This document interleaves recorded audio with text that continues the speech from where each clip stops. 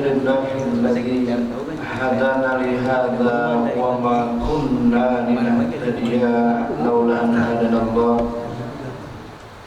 أشهد أن لا إله إلا الله وحده لا شريك له إلها واحدا وأشهد أن محمدا عبده ورسوله لا نبي ولا رسول بعده اللهم صل وسلم وبارك على سيدنا محمد وعلى آله وأصحابه أجمعين. Amma ba'du. Yang saya hormati segenap pengurus DKM Masjid Jami Al-Falah,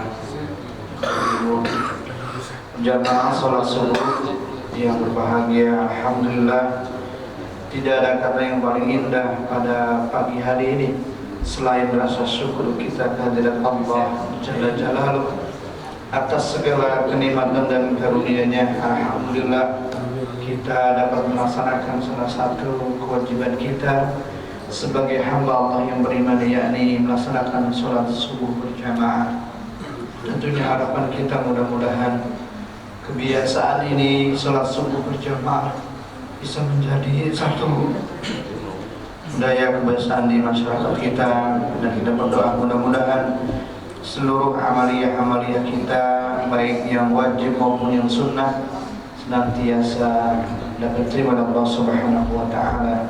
Salawat dan salam semoga tetap dicurahkan kepada junjungan alam Nabi Muhammad sallallahu alaihi wasallam.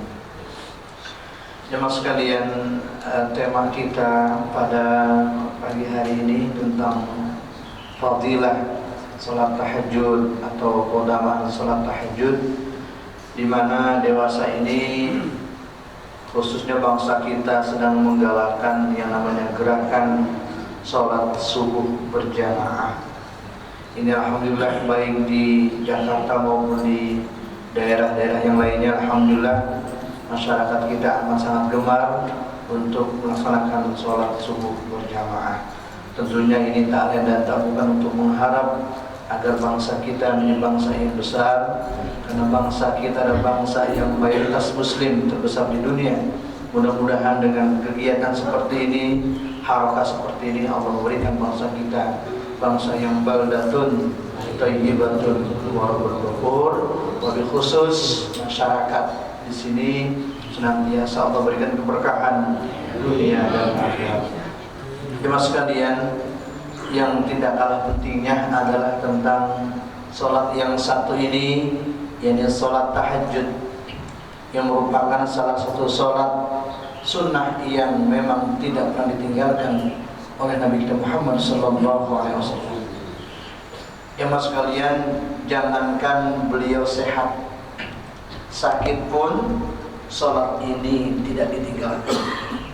Jangankan beliau dalam keadaan aman, dalam keadaan perang pun beliau pun tidak pernah meninggalkan sholat ini. Jangankan beliau dalam keadaan maqami, dalam keadaan musafir pun beliau tidak pernah meninggalkan sholat ini. Kenapa sholat ini begitu istimewa? Karena dari sekian sholat-sholat sunat yang kita kenal, bahwasanya satu-satunya sholat sunat yang termaktub dalilnya, yang tertulis dalilnya dalam Al-Quran adalah sholat tahajud yang tertuang dalam surah Al-Isra, surah yang ke-17 ayat 79. Allah Subhanahu wa Ta'ala berfirman, wa minal laili fatahajjad bihi nafilatan lak asa ay yab'atsaka rabbuka maqaman mahmuda. Allah Subhanahu wa Ta'ala berfirman, dan pada sebagian malam lakukanlah salat tahajud sebagai suatu ibadah tambahan bagimu. Asa ayyab'atsaka rabbuka maqaman mahmuda, mudah-mudahan Tuhan mengangkatmu ke tempat yang terpuji. Teman sekalian, jadi salat tahajud ini banyak sudah diamalkan oleh ulama-ulama kita, oleh guru-guru kita. Salah satu fadilahnya adalah maqamam mahmud, mendapatkan tempat yang terbaik. Jadi kalau ini menjadi libas kita, kalau ini menjadi kebiasaan kita, jemaah sekalian, salah satu daripada penawar atau obat penyakit hati yang dikatakan oleh Abdullah Intikhai, beliau mengatakan khamsun hunna min dawail qalbi, ada 5 obat hati, salah satu diantaranya sholat tahajud. Bangsa kita jemaah sekalian ini, kalau kita lihat sebenarnya apa yang sakit? Yang sakit itu Pak, ini sekarang qalbun kita, hati kita. Makanya ada mesti yang kita waspadai, ada 5 penyakit hati. Di antaranya sombong, kemudian hasud, kemudian riya, kemudian bakhil, kemudian ujub. Ini yang sedang melanda masyarakat ini. Salah satu syifa obatnya adalah sholat tahajud. Karena kata Nabi dikatakan inna fil jasadi la mudghah, iza saluhat saluhal jasadu kullu, wa iza fasadat fasadal jasadu kullu, ala wa hiya al-qalb. Sesungguhnya dalam fisik kita itu ada segumpalnya, ada mudghah. Kalau ini baik, baik semuanya. Kalau ini buruk, buruk semuanya. Ketahuilah yang dimaksud mudghah kata Rasulullah adalah hati. Jadi orang yang melaksanakan sholat tahajud dalam rangka mencari syifa, agar hatinya menjadi lembut, agar mengikis penyakit-penyakit hati, di antaranya kesombongan, kemudian hasud, riya, bakhil, ujub, mas sekalian. Ini penyakit yang selalu ada pada kita. Di samping nanti ada kita tilawah Al-Quran pun juga bisa menyembuhkan penyakit hati. Mas sekalian, ini pada sebagian malam ulama-ulama kita mencoba ini membagi, mas sekalian. Yang disebut dengan awal malam adalah itu sekitar pukul 18.00 sampai pukul 21.30. Ada yang disebut dengan tengah malam, itu pukul 21.30 sampai pukul 1.30. Ada yang disebut dengan akhir malam atau sepertiga malam, pukul 1.30 sampai tibanya waktu subuh. Ini sholat ini dalam sebuah hadis qudsi yang disampaikan oleh Allah melalui Rasulullah SAW sekalian. Apa yang disampaikan ini hadis qudsi? Yanzilu Rabbuna tabaraka wa ta'ala kulla laylatin ila sama'i dunya hina yabqa sulusul laylil akhir yaqul may yad'uni fa astajiba lahu may yas'aluni fa u'tiyahu wa may yastaghfiruni fa aghfir lahu. Rasul Bukhari Muslim. Jemaah sekalian, ya, kalau kita lihat jemaah sekalian daripada makna hadis yang disampaikan oleh Nabi kita Muhammad SAW, dan ini merupakan hadis qudsi. Tuhan kami yang maha berkah dan maha tinggi senantiasa turun. Ini jangan sampai ada di benak pikiran kita itu ada satu pikiran Allah turunnya seperti apa. Yang kita pahami yang namanya itu turun pasti dari atas ke bawah, mas. Tapi jangan digambarkan turunnya Allah itu seperti apa. Jadi banyak ini ulama-ulama muhaditsin, ulama ahli hadis ini mencoba mensyarahkan, mas. Ini kalau dia menggunakan ini kalimatnya fi'il mudhari, berarti Allah setiap hari itu, mas sekalian, setiap malam akan turun.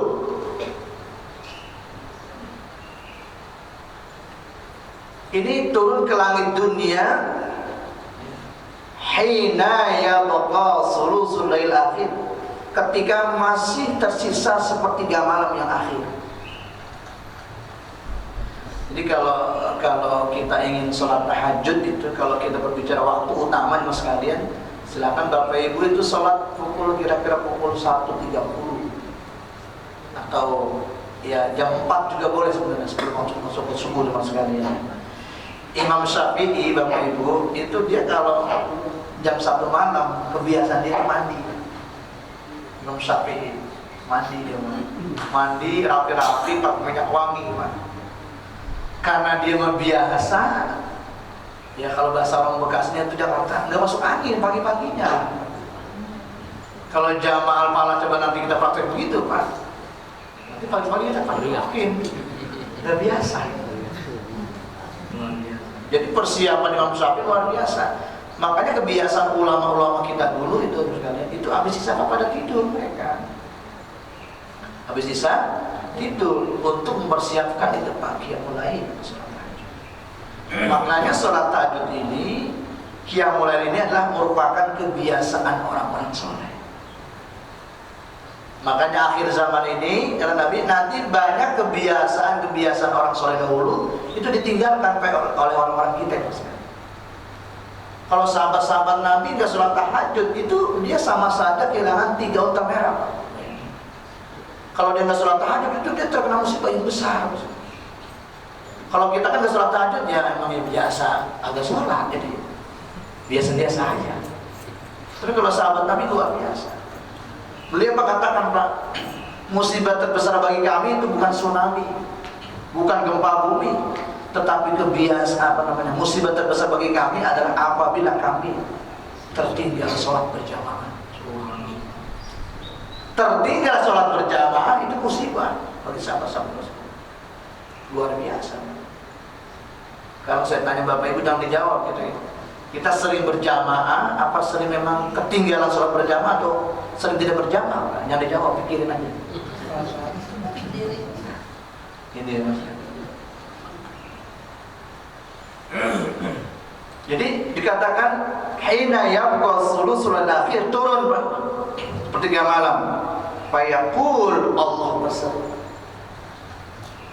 Ini kalau kita merasakan hadis ini Pak. Jadi kalau orang tahajud itu seakan-akan Allah yang memanggil Mas sekali. Rasulullah yang mengajak Mas sekali. Jadi kata Nabi tidak ada alasan sahabat untuk tidak sholat tahajud walaupun beliau ini menghukumkan kita dan sunnah yang sangat dianjur bagi beliau apa ini sudah wajib. Fayaqul maka Allah berseru mengatakan may yad'uni fa astajib lahu. Koma di sini. Apa fadilahnya, apa keutamaannya? Allah katakan barang siapa yang berdoa may yad'uni, barang siapa yang berdoa kepadaku fa astajib lahu, pasti akan buka-buka. Ini janji Allah.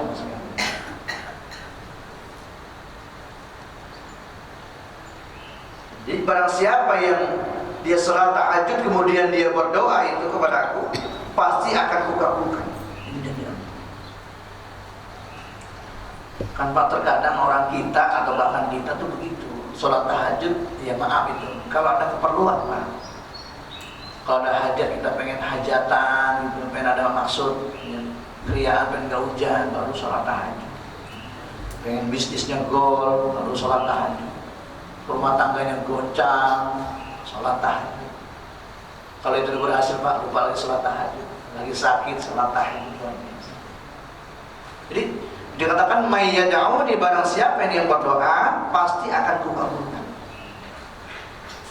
Nah sekarang Bapak Ibu ya kalau saya boleh tanya jujur ya Bu, ada enggak kalau orang tua bilang romananya doa-doa kita itu yang belum diijabah padahal kita sering minta? Adakah satu permintaan hajat kita sering meminta kepadanya, bermunajat kepadanya sampai saat ini itu belum diijabah? Ada nggak kira-kira? Ya Ustaz, saya padahal dari tahun 85 sampai sekarang pengen minta berangkat haji sama Allah. Ya Allah, saya pengen berangkat haji. Ya Allah, saya pengen berangkat umroh. Sampai saat ini belum berangkat umroh. Ini bingung doa saya kemana larinya ini. Ditanya sama orang, udah daftar? Belum. Oh nggak bisa. Daftar dulu, Pak. Daftar dulu, udah bayar baru berangkat. Kalau doa-doa nggak bisa. Jadi ketika doa kita belum terijabah, Pak, jangan salahkan Allah, Pak. Introspeksi kita. Ada boleh jadi, Mas sekalian, ini kita berdoa, Pak, bukan dikabulkan, Pak, disimpan doa kita. Disimpan doa kita, Mas sekalian. Kan Ibu kalau ada anak kelas berapa nih Pak sekolah? Kelas 3 SD. Minta sama orang tuanya dalam kacamata agama itu namanya doa. Ayah, belikan dong ya saya motor. Kata anak di kelas 3 SD. Bapak Ibu ketika kita menjadi orang tua, anak kelas 3 SD minta sepeda motor. Pertanyaan saya itu, dikabulkan nggak tuh permintaan anak? Kan Bu, anggapan si anak ini kepada orang tuanya pelit. Orang tua saya pelit, saya minta motor tadi beliin. Terus saya kalau berikan ilustrasi itu seperti itu kan kita. Pertanyaan saya kemudian, kalau orang tuanya tidak memberikan sepeda motor kepada anaknya yang kelas 3 SD, itu sayang apa sayang? Sayang. Nah, kalau kamu bapak belikan sepeda motor, boleh jadi nanti motornya ke bengkel, kemudian ke rumah sakit. Nanti kalau maaf Ibu, kalau ada orang yang kemudian melihat ada anak kecil dibawa motor terus tabrakan, siapa yang disalahkan? Bapak Ibu lagi si motor bocah kayak gitu, belum saya.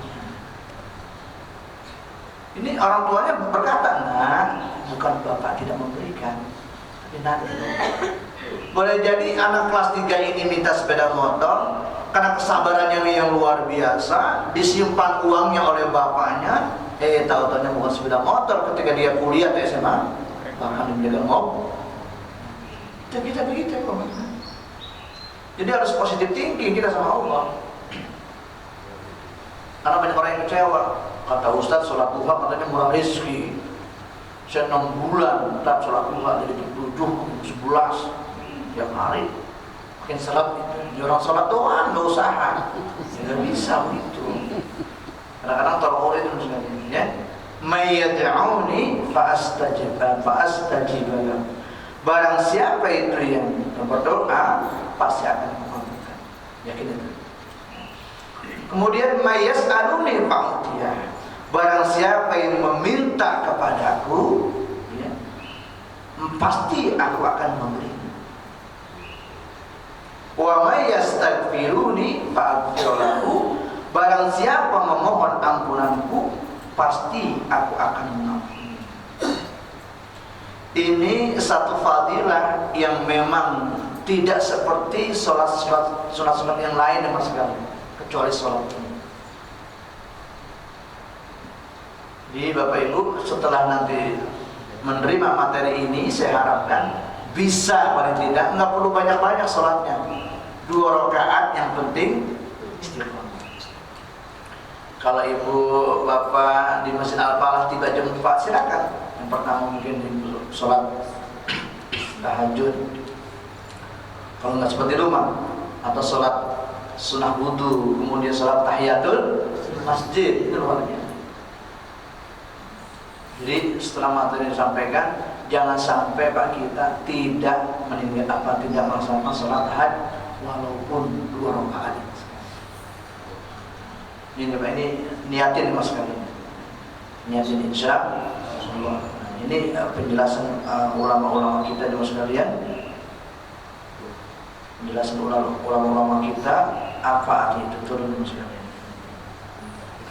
Mas sekalian, penjelasan menurut para ulama, ya, para ulama menyatakan bahwa maksudnya turun, maksud pernyataan Tuhan kita turun adalah turunnya rahmat Allah, ketetapannya dan para malaikat. Ibu, kalau ada orang yang habis isya terus dia tidur niat sholat tahajud, berarti orang itu dapat hidayah. Kalau dia terus dapat hidayah kemudian dia sholat tahajud, itu orang itu dapat taufik. Taufik itu persesuaian. Boleh jadi kita menginginkan kemudian Allah mengabulkan, itu taufik namanya. Ada nggak orang yang pengen sholat tahajud terusnya nggak sholat tahajud, ada nggak begitu? Nah, itu baru hidayah saja, belum dapat tahu. Jadi ini adalah turunnya rahmat. Bayangin, dari sekian manusia, 7 miliar manusia di dunia ini, kitalah orang yang diberi kesempatan oleh Allah, ditakdirkan oleh Allah untuk dapat melaksanakan qiyamul lail. Ini syukurnya mas sekalian. Makanya sholat tahajud beda sama sholat yang lain. Kalau sholat duha kapan kita dalam keadaan terjaga? Sholat tahajud kita dalam keadaan tidur mas sekalian. Jangankan yang belum bangun, yang bangun aja bisa tidur lagi. Kata ibunya, ayo pak, sholat sebentar bu, duduk dompet, tidur lagi. Itu yang udah bangun, apalagi yang belum bangun. Ini yang turunnya rahmat Allah, ketetapannya dan para malaikat-malaikatnya.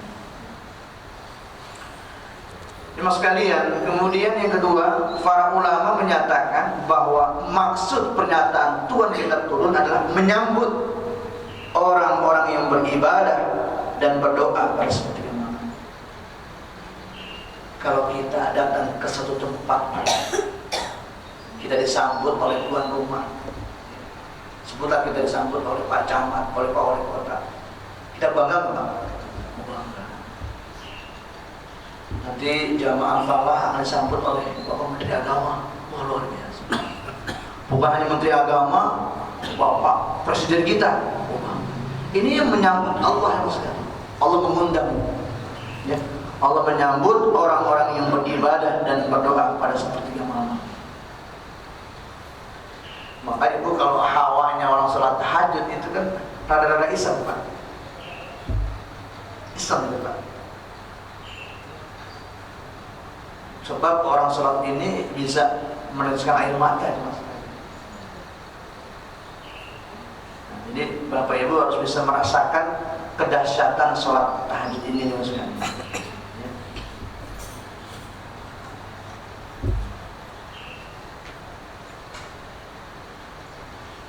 Mas sekalian, hikmah dari perahasiaan waktu tersebut seperti rahasia rahmat di hari Jumat, Lailatul Qadar, Arafah, hikmah untuk memotivasi kesungguhan hamba dalam beribadah.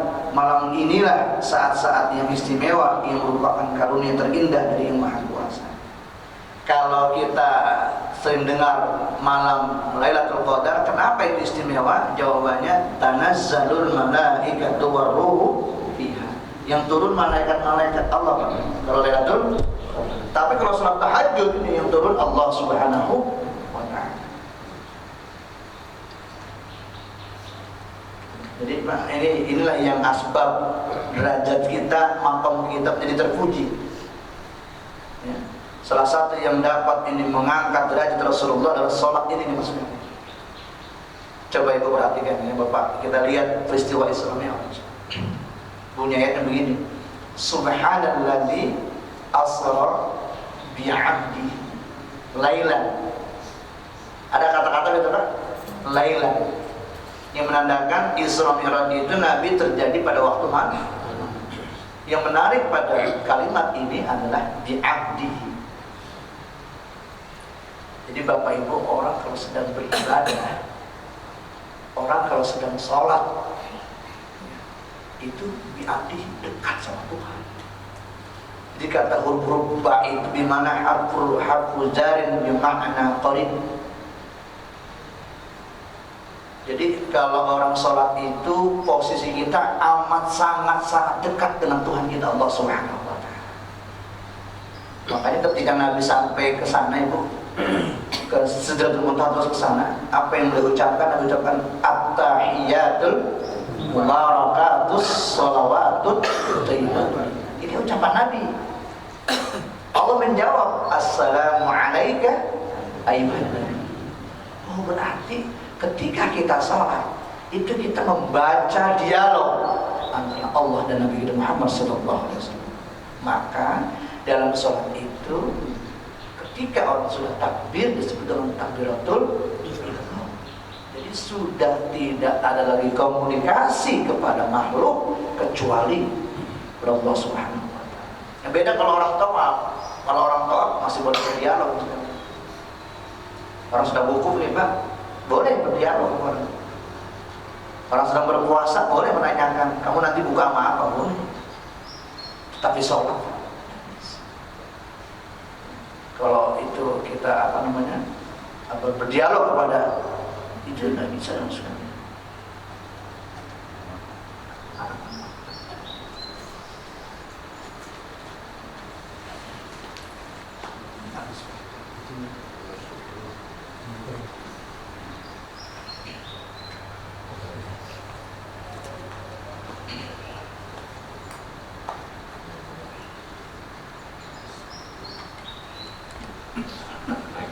Jadi Ibu, kalau kita sedang sholat, maka kita tidak boleh berdialog dengan siapapun. Kenapa?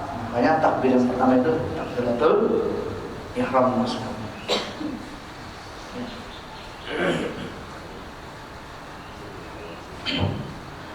Jemaah sekalian, ya.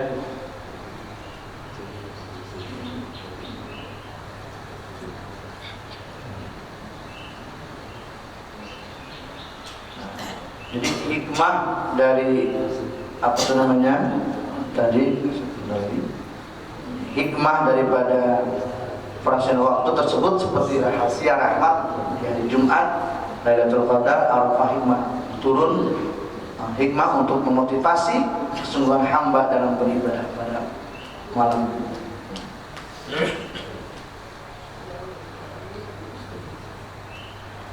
Makanya hadis Nabi mengatakan, barang siapa bangun pada malam hari lalu membangunkan istrinya, kemudian sholat 2 rakaat, maka keduanya telah dicatat sebagai orang-orang yang banyak berzikir.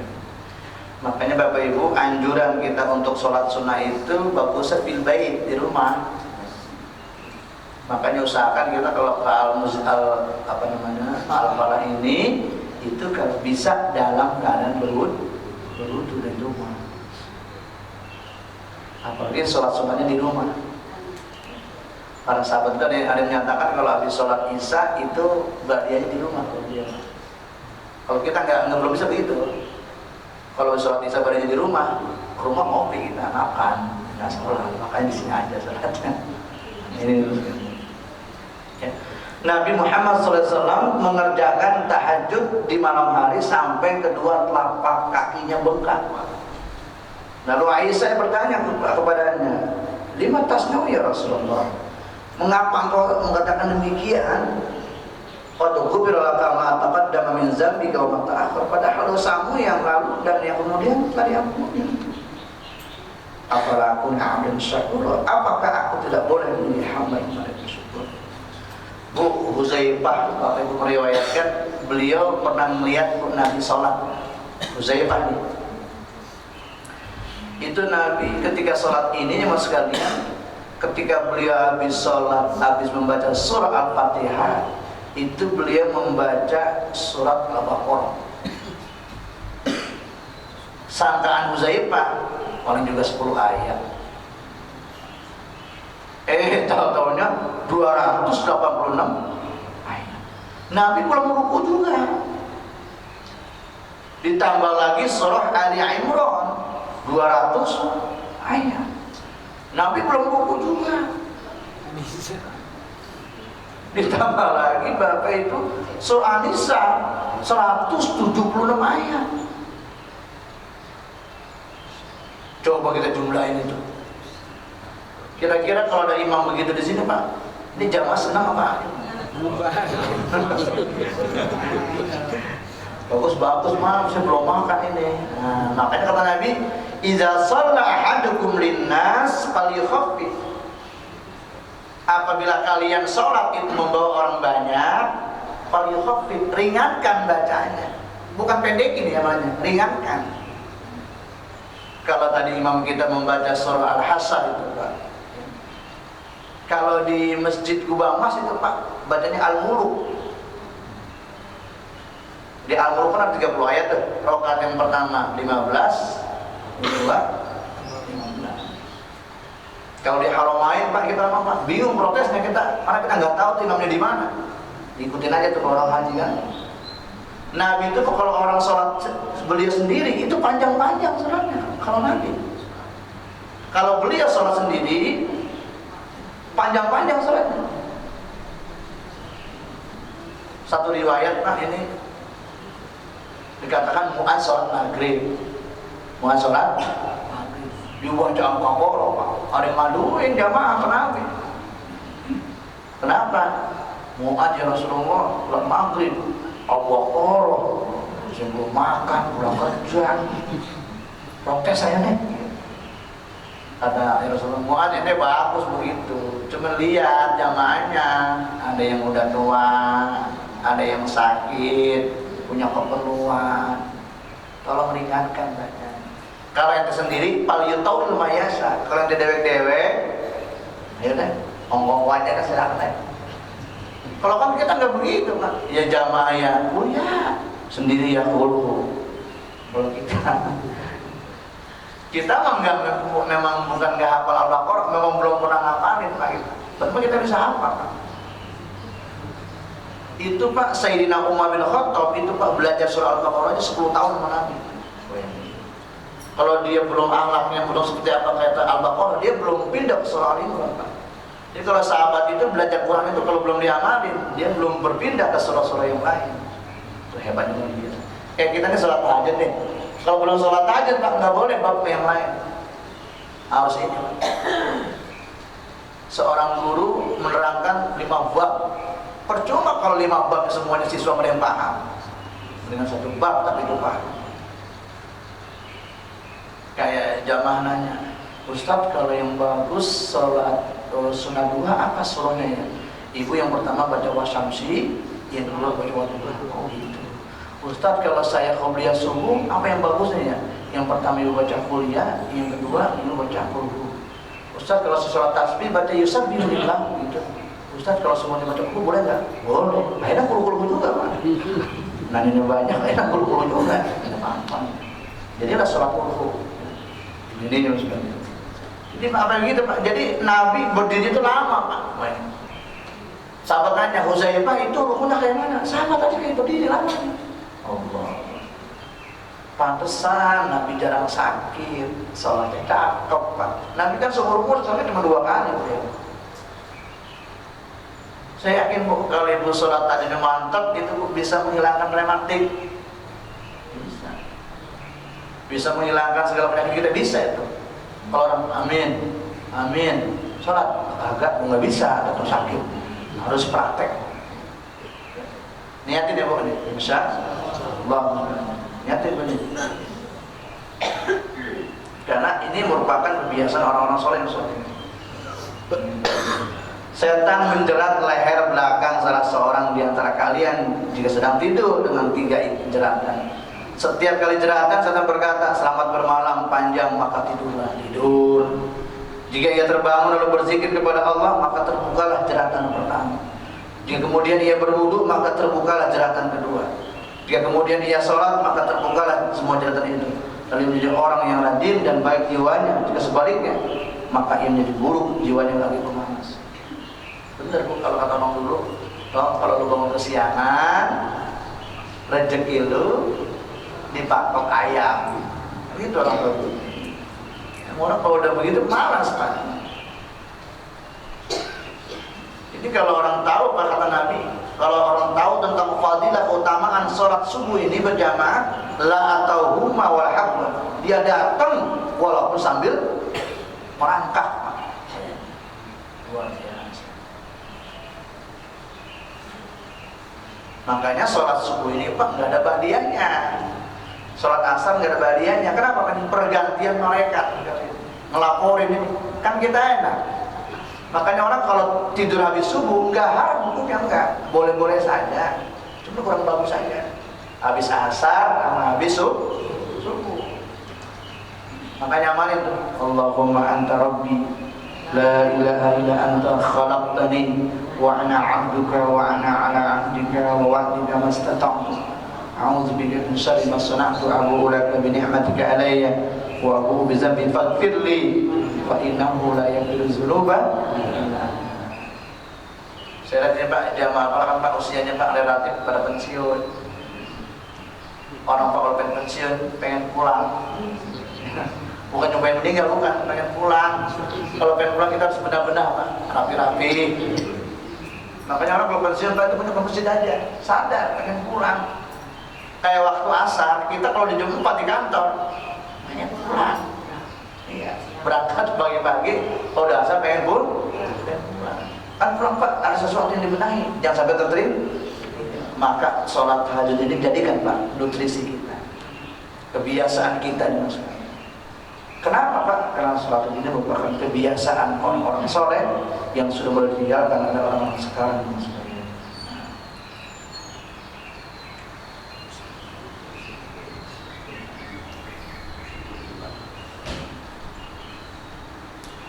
Apa Pak ini banyak sekalian? Ya.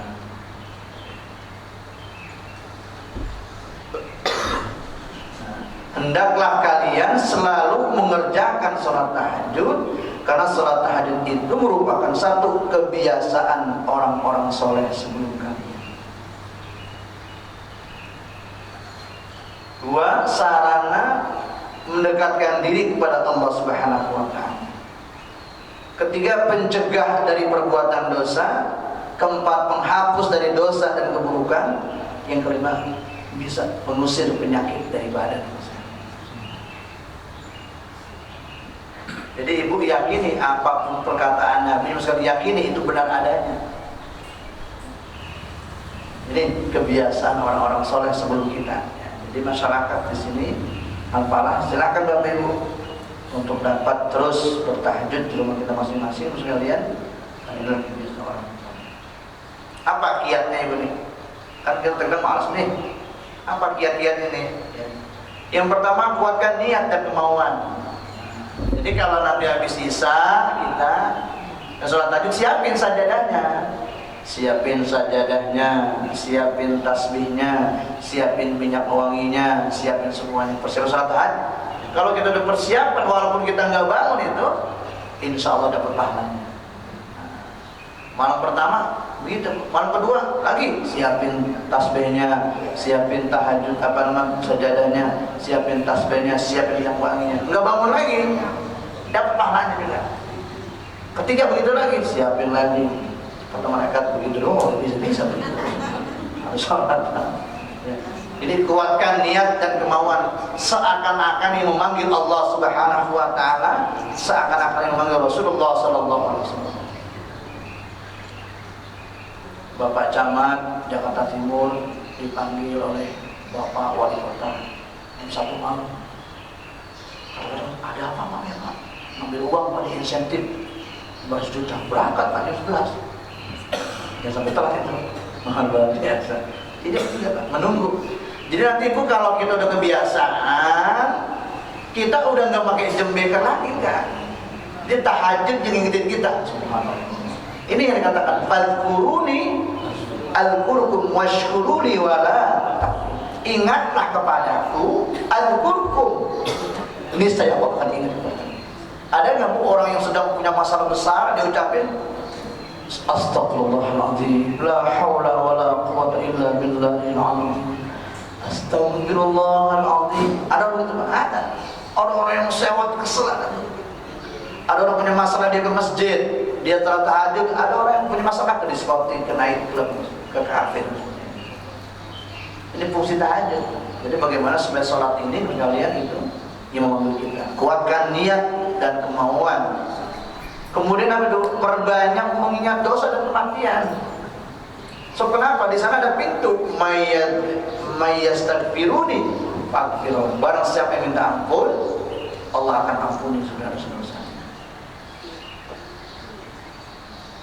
Nah ini Pak, dan sholat tahajud, keluar isya, nasi goreng mie ayam, wah tidur kan. Orang tuh kalau banyak makan, hawanya nyender. Teman saya Pak Nahrawi, aneh susah tidur di rumah, stres, bikin pekerjaan stres. Saya jangan di masjid, udah tidur. Ini yang paling jangan banyak. Nabi itu Pak orang yang kalau makan dia nungguin lapar. Nabi itu sedikit makannya, sedikit tidurnya Nabi. Lain memang ingatan. Kalau kita dikit-dikit, dikit-dikit, itu kita gitu. Tapi nggak begitu Nabi. Tidur siang sebentar, jika sudah bangun malam, tidur siang. Ini jadi ibadah niatnya. Ya Allah, mau tidur siang ya. Habis johor, sampai yang kedua. Persiapan tahajud maksudnya.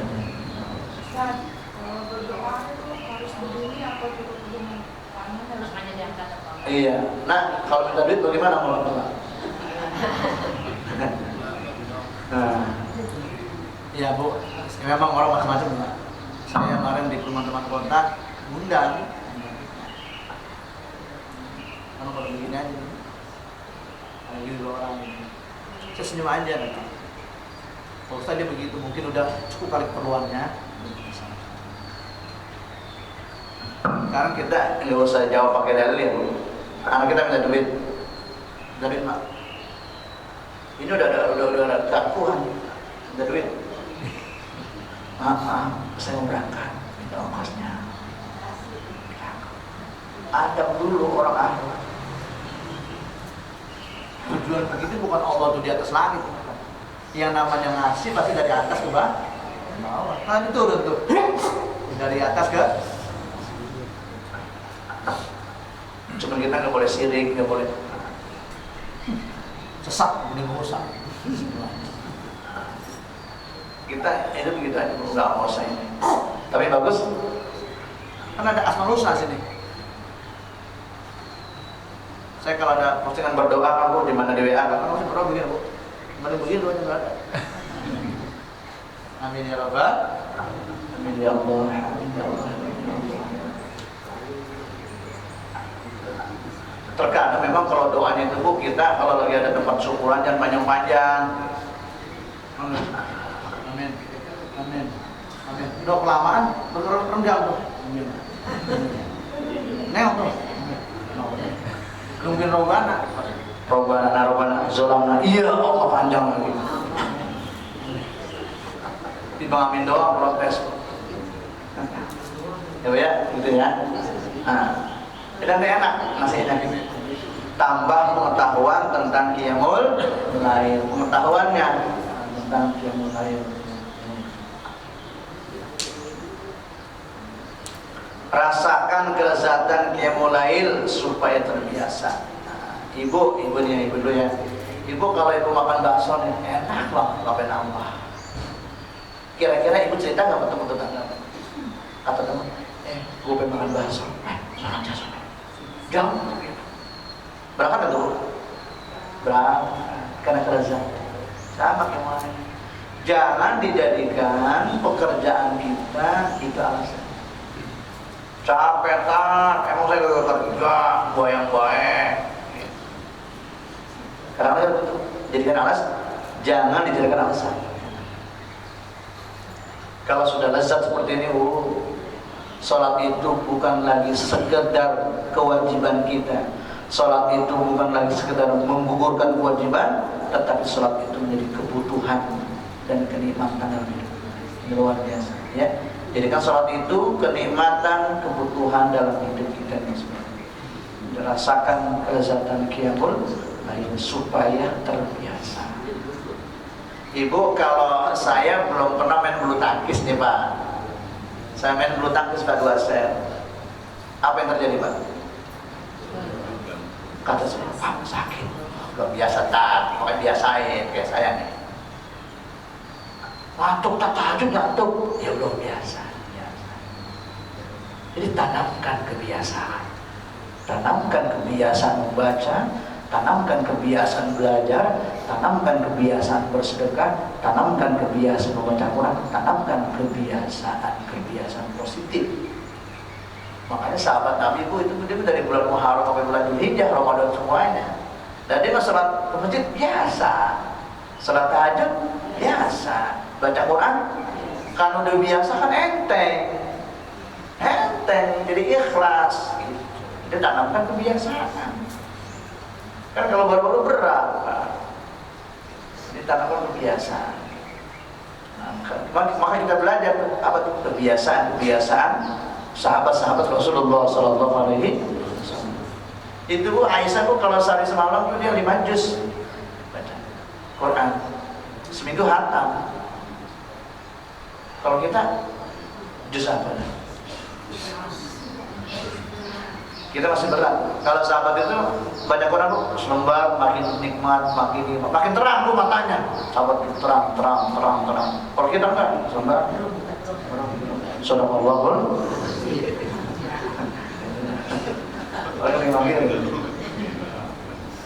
Bismillahirrahmanirrahim.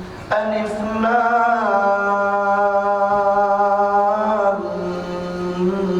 Mim. Assalamualaikum. Subhanallah.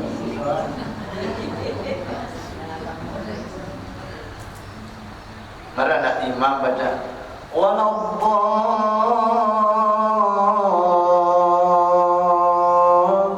waladdallin. Karena itu dekat masjidnya, tempat wudunya Bu. Pada main tempat makan pasti panjang nih. Imam dengar panjang. Apa yang dia baca? Nun. Allahu Akbar. Jadi bingung, dia imam dia berprotes aja tuh, bingung kita. Lain menonton bola Pak, nonton bola belum main kita dari tempat. Kalau khotib Jumat naik, Omar baru datang. Bingung kita itu. Bola 2 kali 45 menit, belum terjadi gol, final Piala Dunia Pak. Pertanyaan saya, kita pergi apa penasaran? Pengen tahu sebenarnya. Sampai keluar.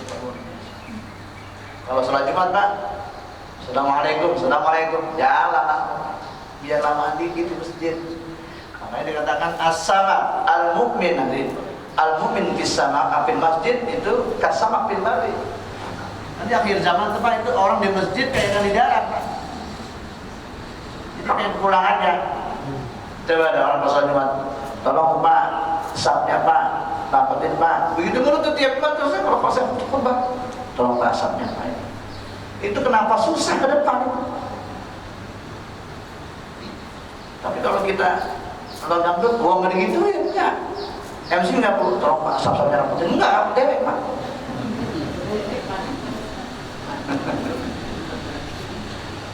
Kalau kita lihat ya acara di televisi begitu, pagi-pagi nih jam 6 nih.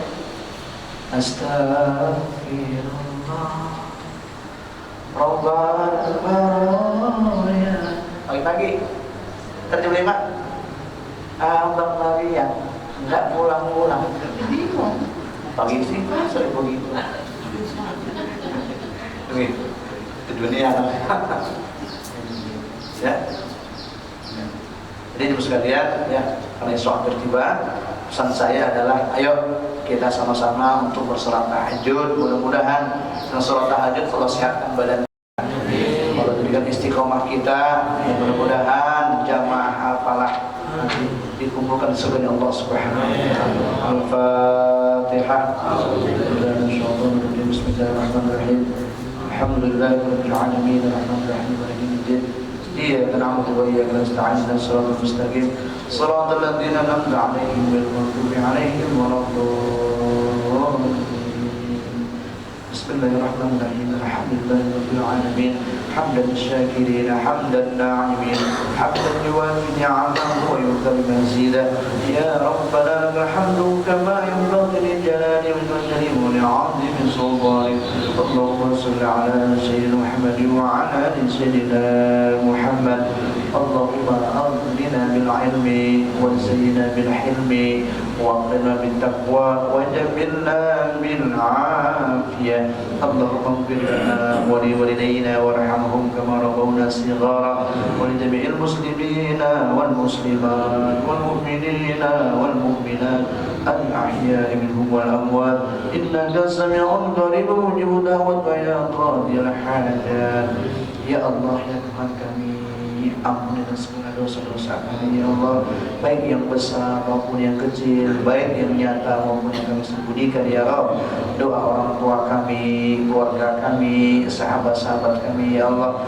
Ya Allah ya Tuhan kami, jadikan ya Allah kening kami, kening yang selalu bersujud di tengah malam ya Allah. Akrab mata kami dengan ayat-ayat Al-Quran, mudahkan langkah kaki kami menuju masjid dan majlis-Mu ya Allah. Ya Allah ya Tuhan kami, terimalah ibadah-ibadah kami, terimalah salat kami, terimalah sedekah kami, terimalah puasa kami, terimalah ibadah haji dan umrah kami, terimalah tilawah kami, terimalah semuanya ya Allah ya Rahman Rahimin. Rabbana atina fid dunya hasanah wa fil akhirati hasanah wa qina adzabannar wa adkhilna jannata ma'al abrar ya aziz ya ghafar ya rabbal alamin. Subhana rabbika rabbil izzati amma yasifun wa salamun alal mursalin walhamdulillahi rabbil alamin. Terima kasih. Subhanakallahumma wa bihamdika asyhadu an la ilaha illa anta astaghfiruka wa atubu ilaik. Assalamualaikum warahmatullahi wabarakatuh.